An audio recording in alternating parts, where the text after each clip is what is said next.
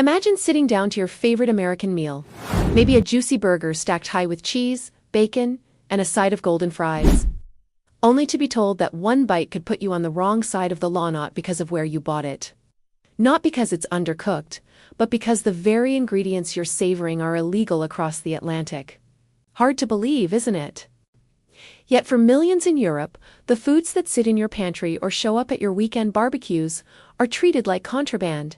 Not exotic delicacies, not dangerous poisons. Everyday American staples.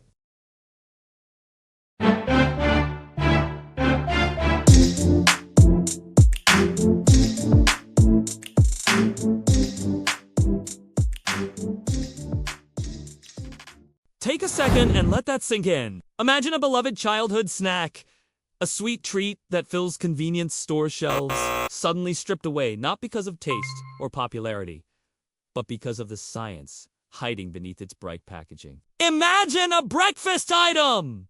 So routine, it's nearly invisible, suddenly rebranded in another part of the world as a potential health hazard. Think about how strange it would feel if a country told you your grandmother escasarol recipe passed down through generations contained a secret villain that regulators simply refuse to tolerate.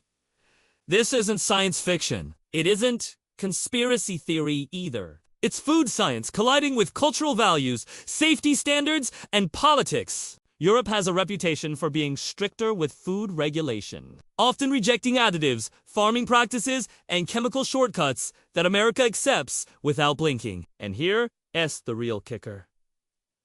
Many of these bans have nothing to do with taste or popularity. They're rooted in studies that point to health risks or in historical decisions that shaped consumer trust, or even in precautionary principles that prioritize safety over convenience. What's perfectly legal and beloved in the United States can be, quite literally, a crime to sell across the ocean. So here's the question.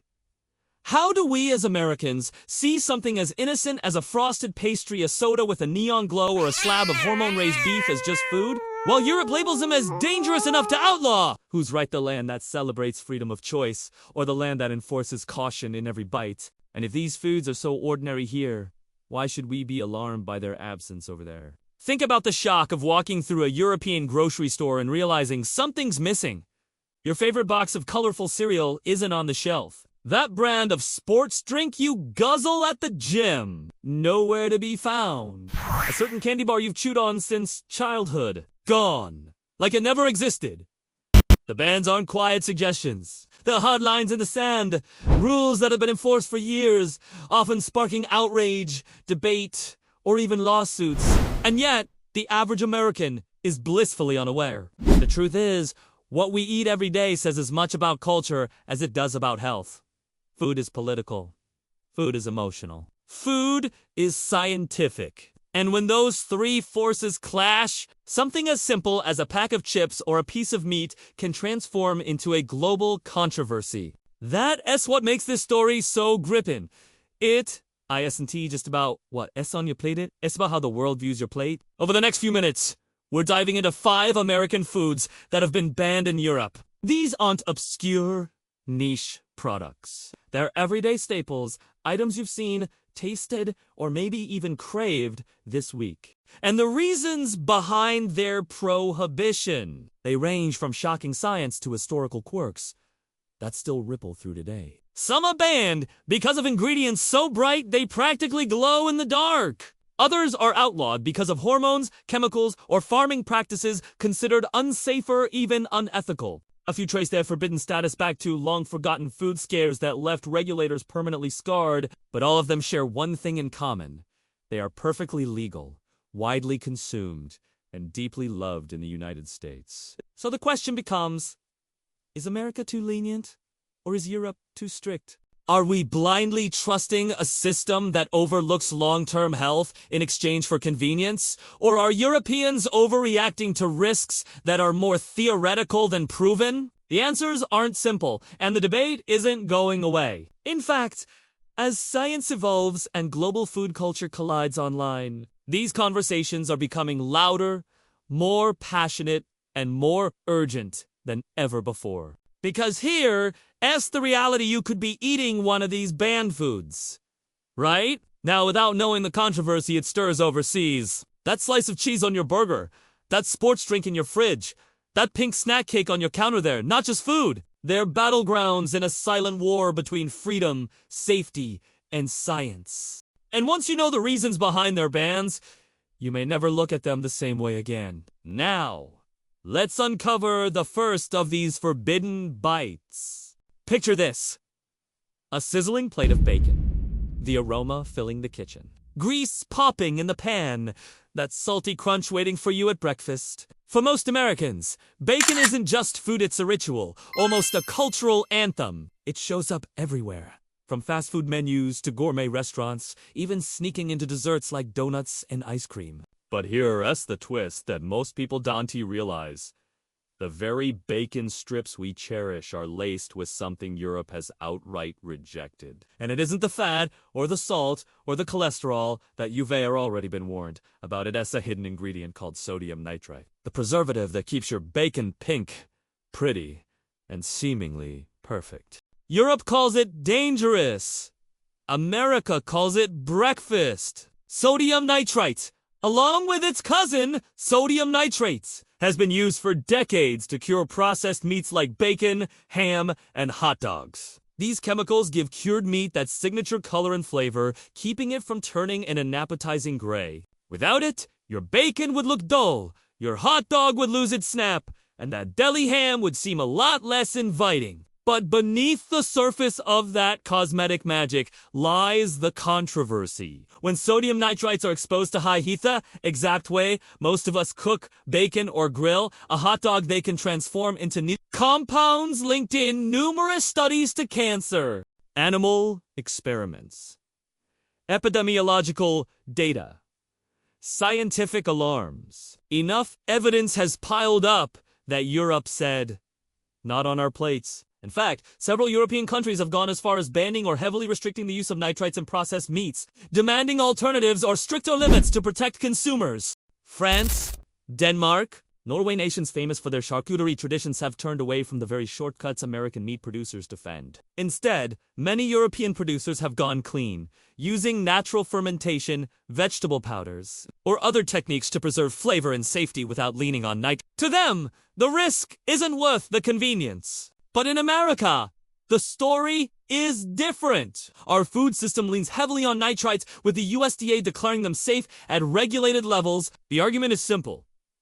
The levels allowed are low enough to minimize harm, and nitrites also help prevent botulism, a potentially deadly foodborne illness. So on one side, we have Europe saying, why gamble with cancer? And on the other, the US saying, why risk food poisoning when the evidence isn't conclusive? And caught in the middle of that argument is a consumer chewing on something that is either a national treasure or a toxic gamble, depending on which side of the Atlantic you stand. What makes this more fascinating is how public perception plays into it. In the US, bacon is glorified.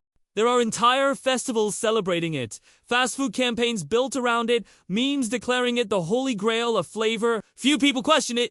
And when they do, it's usually about fat and calories, not about cancer-linked chemicals. But in Europe, regulators treat food risks with what's called the precautionary principle. That means if there's even a strong suspicion of harm, they'll err on the side of banning it. Americans, on the other hand, often lean toward innocent until proven guilty. If a risk isn't conclusively proven, the food stays on shelves. And this cultural divide becomes glaring when you step into a European grocery store. Imagine strolling past the meat section and noticing how different it looks. Their ham doesn't glow. Pink, it's paler, more natural. Some might even say less appetizing to an American eye. Their bacon lacks that neon magenta sheen we've come to expect. But to them, that's the sign of authenticity. To us, it might look off. Food science isn't just science, it's perception, culture, trust. The economic stakes are just as high as the cultural ones. American meat producers argue that without nitrites, shelf life would shrink, food waste would spike, and costs would rise. Consumers used to cheap, abundant processed meats might balk at the price tag of natural alternatives. And so, the debate rages quietly, shaping not only what we eat, but how we define safety itself. Here's the unsettling part. Even in the US, whispers of concern are growing louder. Consumer advocacy groups are pressuring regulators to revisit nitrite approvals. Some brands, responding to public demand, now boast uncured bacon or no nitrites added. Though many of those products still use celery powder, which naturally contains nitrates that behave in almost the same way. It's a marketing loophole comforting to the eye, but arguably not much different once it hits your frying pan. So, is your morning bacon a harmless indulgence or a carcinogenic time bomb? The answer depends on who you trust: the American regulatory agencies assuring you the danger is minimal, or the European watchdogs insisting the risk, however small, isn't worth tolerating. And maybe the bigger, more unsettling question is this: how many other foods do we accept at face value, never realizing they're caught in the same tug-of-war between science, safety, and culture? Because if bacon shocked you, wait until you hear about the next outlaw foodo one. That's far sweeter, far brighter, and hiding in plain sight in candy aisles across America. If bacon felt like a gut punch, brace yourself, because the next banned American favorite is something far more innocent looking. The kind of thing you probably begged for as a kid in the checkout aisle, and maybe still sneak into your cart today. Picture a pack of brightly colored candies: shiny reds, radiant yellows, glowing blues, neon greens. They look playful, harmless, almost joyful, like tiny edible jewels. But in Europe, those little pops of color aren't symbols of fun. They're red flags. Literally. Because what gives those candies their signature glow are synthetic, dyes, artificial food colorings that Europe has either banned outright or slapped with heavy warning labels. Think of something like Red 40, Yellow 5, and Yellow 6. These aren't exotic or rare. They're in your gummy bears, your sports drinks, your boxed cereals, even in mac and cheese powder. They're part of the American food identity, the reason our snacks practically scream with color from the shelf. Yet across Europe, regulators decided decades ago that these dyes weren't worth the risk. Why? Because mounting studies linked them to hyperactivity in children, allergic reactions in sensitive individuals, and in some cases, potential carcinogenic effects. Let's pause on that for a moment. Imagine telling an American parent that the rainbow cereal they pour into their kid, S-Bowl, every morning comes with a government-mandated label overseas that reads, may have an adverse effect on activity and attention in children. That's not speculation, that's law. In the United Kingdom and several EU countries, foods containing these dyes must carry that warning. A bold reminder that science and caution sometimes trump the colorful appeal of childhood joy. The contrast between how Europe and America handle this is stark. Europe didn't just slap warnings on lightly. They also pushed food companies to reformulate. Walk into a McDonald's in London, and the strawberry milkshake is colored with beetroot juice instead of Red 40, the orange soda you love in Paris. Made with natural carrot and pumpkin extracts instead of Yellow 6. The foods look familiar, but their ingredient lists read like they belong in your grandmother's garden rather than a chemistry set. Meanwhile, in America, the same brands sell the same products loaded with synthetic dyes, because here, regulators have deemed them safe enough. And that phrase, safe enough, carries an unsettling weight. Safe enough for what? Safe enough until when? For years, advocacy groups have lobbied the FDA to revisit its approval of these dyes, pointing to studies that show behavioral impacts in children. Yet, every time, the agency has stood by its decision, claiming that the current levels in food are not dangerous for the general population. Europe looked at the same evidence and said, why gamble? America looked and said, not proven enough. What makes this even more fascinating is the way perception warps reality. For many Americans, bright food equals appealing food. We've been conditioned for decades to associate neon colors with flavor and fun. A gummy bear that's dull in color feels stale, lifeless, even cheap. But in Europe, that same gummy bear colored with fruit and vegetable extracts feels artisan, more natural, safer for children. The cultural lens changes everything, right down to how your eyes tell your brain whether or not something will taste good. The irony is, American companies already know how to make their products without synthetic dyes. They do it every day for European markets. They've already swapped out Red 44 paprika extracts, Blue 1 for spirulina, Yellow 5 for saffron or turmeric. The technology and recipes exist.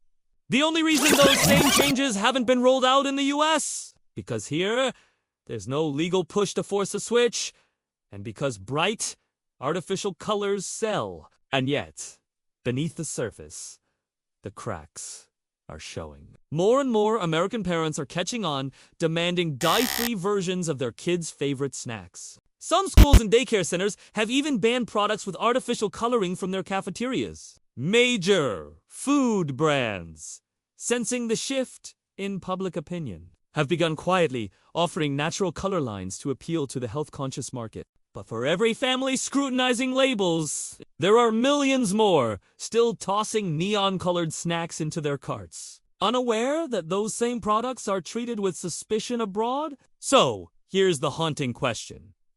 Are these dyes harmless fun? Or are they silent culprits, shaping our health and behavior in ways we barely notice? Is the US protecting its consumers by focusing only on proven harm, or is it failing them by ignoring warning signs that Europe has taken seriously for decades?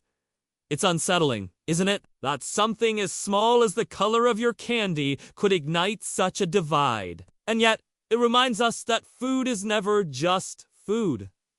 It's chemistry. It's politics. It's trust. The very things we snack on without thinking have been placed under trial overseas, judged, and in some cases, sentenced to exile. And if you thought candy colors were surprising, the next food on the list will really rattle you because it takes us back in time to a product once considered a miracle of science, now remembered as a historical oddity and still banned across Europe for reasons that may shock you.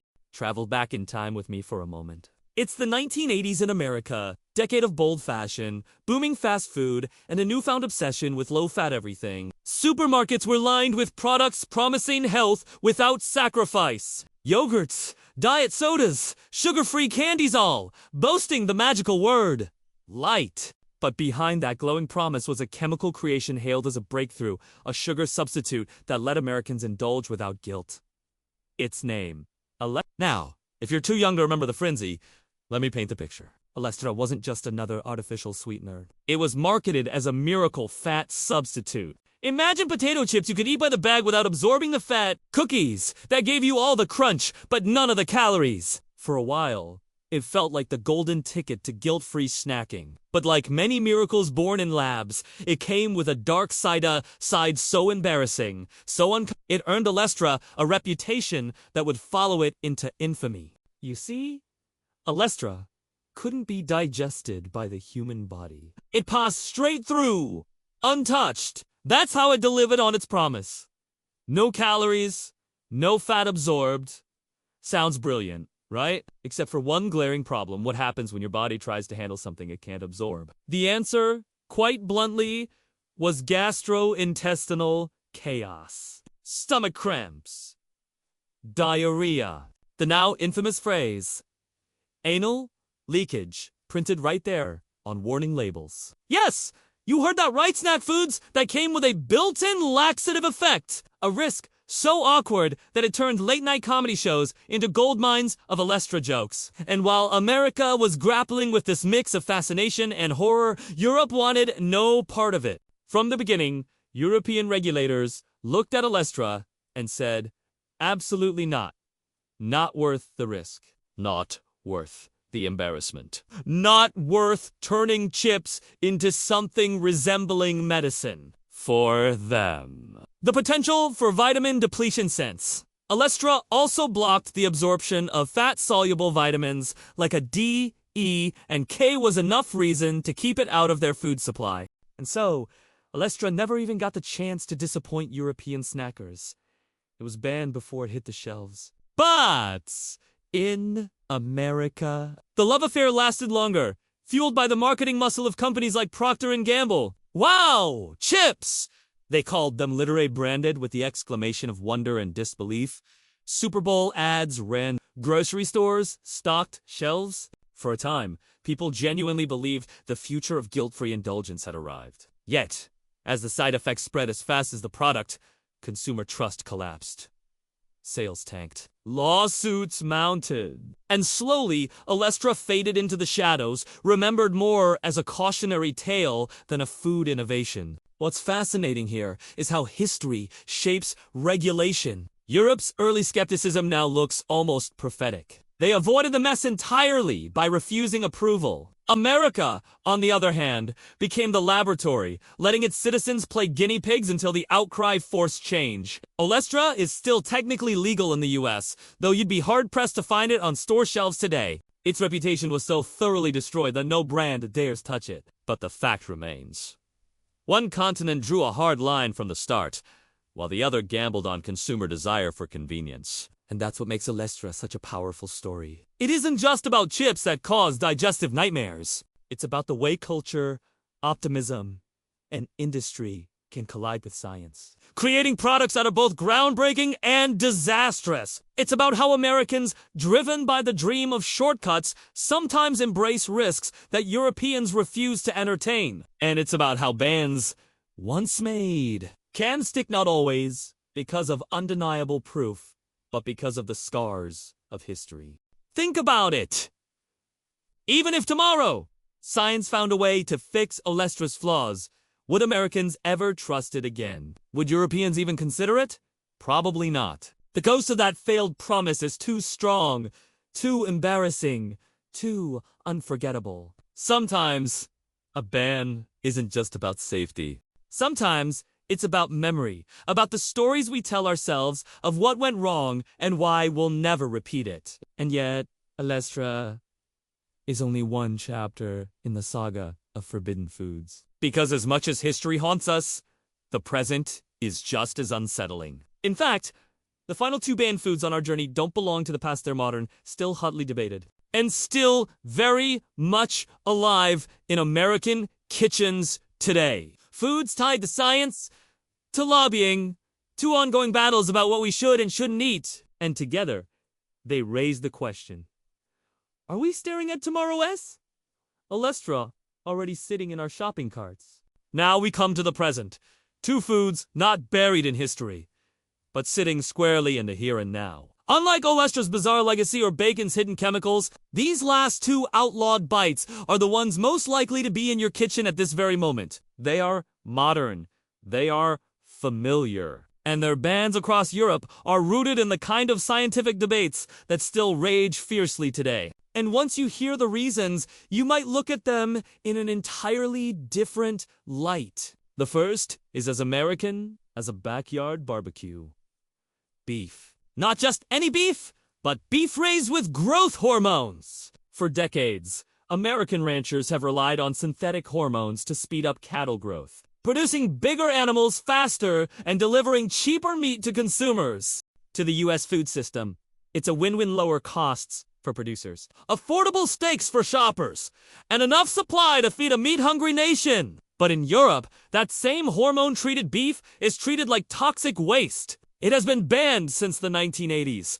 Not because Europeans don't like meat, but because their regulators deemed the potential cancer risks and hormonal disruptions too great to gamble with. Imagine walking into a Paris butcher shop. You'll see cuts of beef every bit as tender and marbled as an American steak. But behind the counter is a different philosophy, one that refuses shortcuts in the name of speed. Europeans point to studies showing possible links between hormone residues and endocrine disruption in humans. Americans counter with their own research, declaring the levels safe and negligible. Yet, the ban remains a stark divide in how two continents view risk. In fact, the dispute over hormone beef sparked one of the most heated trade battles in history, dragging the US and EU into World Trade Organization courts. The science is still debated, but the cultural verdict was made long ago.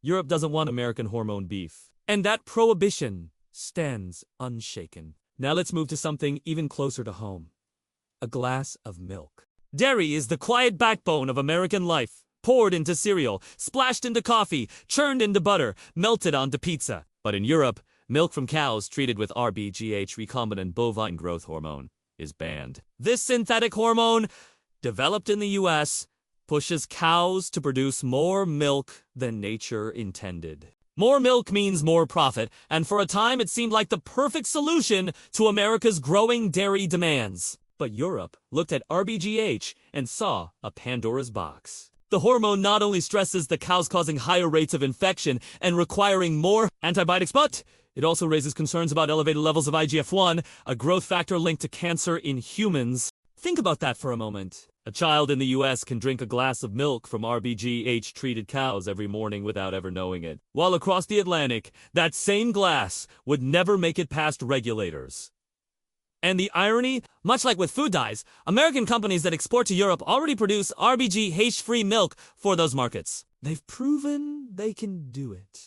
But here at home, because the hormone is still legal, much of the milk supply continues as it has for decades, boosted, engineered, efficient, but controversial. These modern bans cut deeper because they force us to ask not just what we're eating, but why? Why does one society say the evidence is inconclusive, while another says the evidence is enough? Why do we accept science as flexible, while Europe insists on precaution? And most importantly, how much do we really know about the long-term effects of the food choices we've normalized? It's tempting to dismiss these bans as cultural quirks, as Europeans being overly cautious or Americans being overly relaxed. But the truth is more unsettling. Food regulation is never just about science, it's about politics, economics, and the stories we choose to believe. The bacon on your plate, the candy in your kid's lunchbox, the chips you munch at midnight, the steak sizzling on your grill, the milk you pour into your morning coffee every. One of them carries with it a debate, raging quietly behind the scenes. A tug of war between safety, convenience, and profit. So here, the question I leave you with. If the foods we love most are banned elsewhere, what does that say about us? Are we freer, or are we more careless? Are Europeans too strict, or are they the ones protecting themselves from the risks we prefer to ignore? And perhaps the most haunting question of all, what foods that seem safe today will future generations look back on as our olestra, our chemical dyes, our hormone beef?